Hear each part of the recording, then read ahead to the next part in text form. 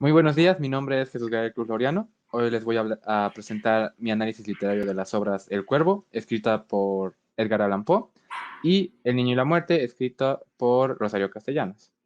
Mi análisis lleva como nombre las perspectivas de la muerte y mi campo de indagación es el de cultura. Primero empezaremos con El Cuervo. El Cuervo es un poema y cuento narrativo del movimiento literario del Romanticismo, publicado en 1845 y escrito por Edgar Allan Poe. La obra representa algunas experiencias que nuestro autor ha sufrido a lo largo de su vida, como la pérdida de varias mujeres que murieron naturalmente o por la enfermedad de tuberculosis, la cual en el siglo XIX era una enfermedad completamente nueva. La obra sigue la corriente de lo gótico para así expresar los sentimientos de incertidumbre y malestar como la culpa, la tristeza, la soledad y la decepción. Estos sentimientos se presentan en el protagonista por las acciones que hace a lo largo de la historia. Por último, la obra ocupa el subgénero de narrativa poética, la cual narra por medio del verso y usa técnicas poéticas como la rima. El fragmento elegido se ubica en la página 8 de nuestro libro, en donde el protagonista habla con el cuervo acerca de su amada ya fallecida, en donde el cuervo menciona que no la volverá a ver nunca más. Al oír eso, nuestro protagonista le responde al ya denominado demonio que regrese a la tempestad, a las riberas de la noche plutónica y que ya no lo moleste más. Sin embargo, el cuervo secamente vuelve a responder nunca más.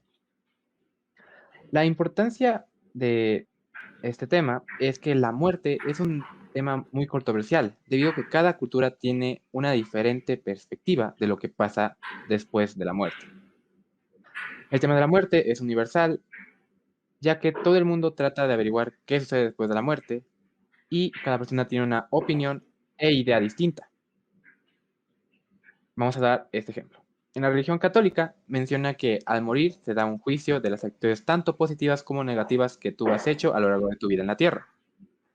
Dependiendo de estas actitudes, se decidirá si tú irás al cielo, que sería el paraíso, o al infierno, que sería el inframundo.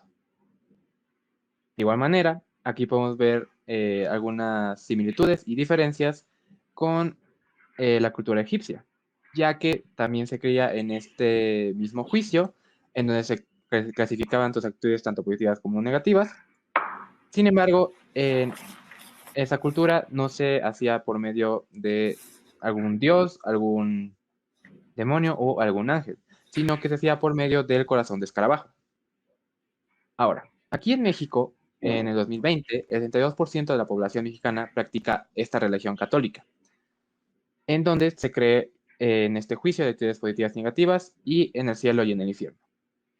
Hoy en día, junto a la pandemia que estamos enfrentando, en México el 0.1% de la población han fallecido, por lo que se nos da a entender que muchas personas ya han tenido este encuentro con la muerte y obviamente no solo aquellas personas que fallecieron, sino también los familiares o conocidos. Con esto se nos dan las distintas perspectivas de la muerte de las personas, en donde al ser un mayor porcentaje de la religión católica, muchos piensan que se volverán a reencontrar con sus seres queridos, ya sea en el infierno o en el cielo, dependiendo de sus actitudes. Sin embargo, al no ser 100% la población mexicana en la religión católica, también existen otras perspectivas como la reencarnación, la cual las personas que creen en esta teoría dicen que se nos da una nueva oportunidad en donde reencarnaremos como una nueva persona o como un nuevo animal y a lo largo de que vayamos pasando nuestra vida nos volveremos a reencontrar con nuestros seres queridos. Ahora, vamos con los valores del IB. Los valores del IB que podemos ver en este fragmento son el de solidaridad, integridad y reflexión, los cuales el protagonista necesita para no caer en la locura y en la desesperación. Y al igual, así nos damos a entender qué está pasando en la situación de nuestro querido protagonista. Un ejemplo del valor de reflexión se nos presenta al analizar para así tener una buena visión y entendimiento de lo que sucede en la obra de los personajes. En este fragmento se nos muestra un diálogo en una lúgubre medianoche entre nuestros personajes principales, los cuales son el protagonista, que es nuestro narrador en primera persona y es intradiegético, y el cuervo, el cual es una representación del mal, el demonio y la oscuridad pura. Mientras esta mientras el cuervo está en el busto del dentinel de la puerta de la habitación de nuestro protagonista. El personaje principal muestra sentimientos de desesperación, tristeza, ira, decepción, soledad y enojo. Y estos aumentan cada vez más por la atmósfera de culpa y frialdad de las palabras de nuestro querido cuervo, al decir que sin importar qué haga y que muera, no volverá a ver a su amada nunca más. Nunca más. Nunca más es una anáfora, ya que la frase nunca más se repite en casi todos los párrafos.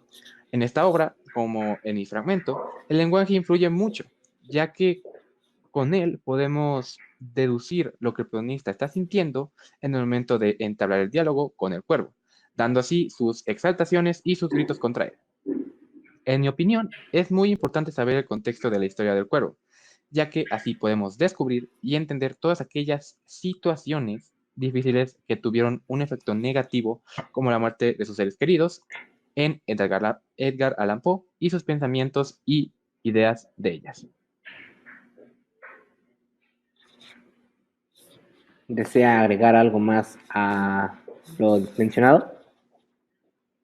Bueno, si me gustaría agregar algo más, podríamos decir que también en este cuento se nos hace no solo una relación hacia una religión o alguna creencia, sino que también a más. Por ejemplo, con la noche plutónica se nos hace una referencia a Plutón, en el cual es una referencia a la cultura romana, pero también podemos hacer esa referencia con el cuervo a el señor del inframundo, que sería Hades, que sería de la cultura griega. Bueno, ahora vamos a empezar con la siguiente obra, que sería El Niño y la Muerte, que es un ensayo. Este ensayo viene del libro Mujer que sabe latín, que fue escrito por Rosario Castellanos. Mujer que sabe latín es un libro de ensayos literarios de género narrativo del movimiento literario del modernismo, publicado en 1933 y escrito por Rosario Castellanos. En este libro se plantean pensamientos y críticas del rol de la mujer en la sociedad, ya que en el siglo XX se empezaron a dar diversos movimientos muy importantes para la mujer. Un claro ejemplo de estos movimientos es el de 1953, al obtener el derecho al voto para la mujer en México y posteriormente para todo el mundo. Al igual de que estos ensayos hablan acerca de la cultura y la trascendencia mexicana, en donde se nos presenta, por ejemplo, el sentimiento de miedo y sus acciones por medio de los mexicanos. El fragmento elegido de esta obra se ubica en la página 12 de nuestro libro y se nos hace una pregunta, la cual es, ¿qué es lo que duerme al niño? Ya que el ritmo, la melodía y la repetición no lo es. La respuesta es el miedo. El miedo, el cual se le da al escapar de alguna amenaza, entrando en otro mundo en donde también esas figuras espeluznantes y masacradas están presentes. Otra forma de evasión es en el momento en el cual el ser humano emancipa las leyes, ya que muchas leyes que nosotros conocemos tienen como consecuencia la muerte. Al igual que también lo ocupamos por medio del juego, donde el juego, uno de sus compañeros es la muerte, el cual es un protagonista activo. Como se mencionó anteriormente, el tema de la muerte es controversial, debido a sus perspectivas. Sin embargo, ahora lo veremos desde otro punto de vista. Esta vez lo veremos como una herramienta que provoca miedo para lograr un objetivo o beneficio. La muerte en todo el mundo se ocupa en juegos comunes, leyes o en diferentes artes, como un recurso para así conseguir lo que se quiere dar a entender o conseguir algún beneficio. Hoy en día, como en el fragmento menciona, la muerte nos acompaña en muchos lugares, a muchas horas del día, etc. Este concepto se ocupa desde juegos hasta para lograr dormir a un pequeño niño. Por ejemplo, el cuento del coco. Este cuento es muy común, que ocupan las personas para así asustar a sus hijos y lograr que se duerman. Asimismo, podemos ver otra relación en la Inquisición española, donde se ocupaba este miedo provocado por la sanción de la muerte para así hacer que que no se hiciera alguna falta a esas normas o leyes que ellos tenían, al igual que así provocar que la gente tuviera los mismos pensamientos que ellos. Ahora, aquí en México ocupamos mucho el concepto de la muerte en canciones, juegos, cuentas, leyendas, mitos, entre otros. Y esto no pasa en la actualidad, no pasa solo en la actualidad, sino desde tiempos inmemorables. Desde estos tiempos se inició a usar ese concepto como una herramienta de uso propio para implementar el miedo en diversos grupos de personas, ya sea como en familias, en culturas o en sociedades. para así mantener un orden y establecer un cierto poder o autoridad en esa población. Por ejemplo, algunos cuentos, leyendas, mitos, juegos conocidos son la leyenda de la Llorona, el Coco, el Señor del Costal o el Lobo Feroz. En este fragmento podemos notar dos valores de la IB, que el primero sería el ser reflexivo, ya que sirve para comprender un concepto de tal magnitud como es la muerte y su efecto en las personas. Al igual que también tenemos el valor de ser audaz, debido a que el miedo que se transmite por el concepto de la muerte provoca que las personas superen esos miedos y se vuelvan mejores, al igual de que ayudan a aumentar ese valor de la valentía. Ahora, y finalmente, en el fragmento elegido se nos presenta a un niño en el cual es un personaje plano debido a que a pesar de todo sigue consumido por el miedo.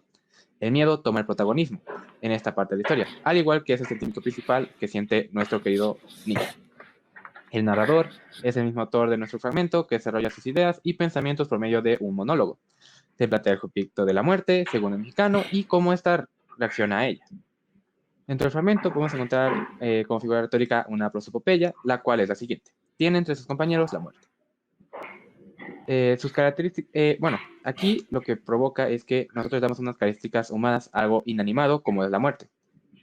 Entonces, al final, es una prosopopeya. La redacción del ensayo hace posible este desarrollo de ideas y comprender esta comprensión con facilidad para analizar el tema principal, que sería la muerte. Su atmósfera se plantea en un tono oscuro, ya que muestra cómo ve el niño a la muerte bajo el sentimiento de miedo. Y por último, el contexto geográfico o cultural que se nos puede plantear es cómo la cultura mexicana, a lo largo de todo el tiempo, ha tenido diferentes perspectivas de la muerte, desde ser una celebración hasta ser una herramienta para su beneficio. ¿Algo más que quiera agregar o es todo? Es todo. Muy bien, procedo a hacerle unas preguntas. ¿Podría usted establecer alguna relación de comparación entre ambos fragmentos? Sí, ya que, como se mencionó antes, Edgar Allan Poe hizo una combinación de varias religiones y creencias, en donde también puede entrar la religión de lo católico, en donde, como mencioné antes, en El Niño y la Muerte, por lo general, al hablar del mexicano, el 62% de la población está en la religión católica. Muy bien. Identificación. ¿Puede usted darnos la identificación de los campos de indagación en relación con su conclusión final? Sí, mi conclusión final puede entrar ya sea los campos de indagación de cultura, de creencias y hasta de comunidad, ya que, como dije antes, esto provocó que muchas culturas tuvieron diferentes perspectivas, ideas e ideologías. Muy bien, eso es todo. Muchas gracias.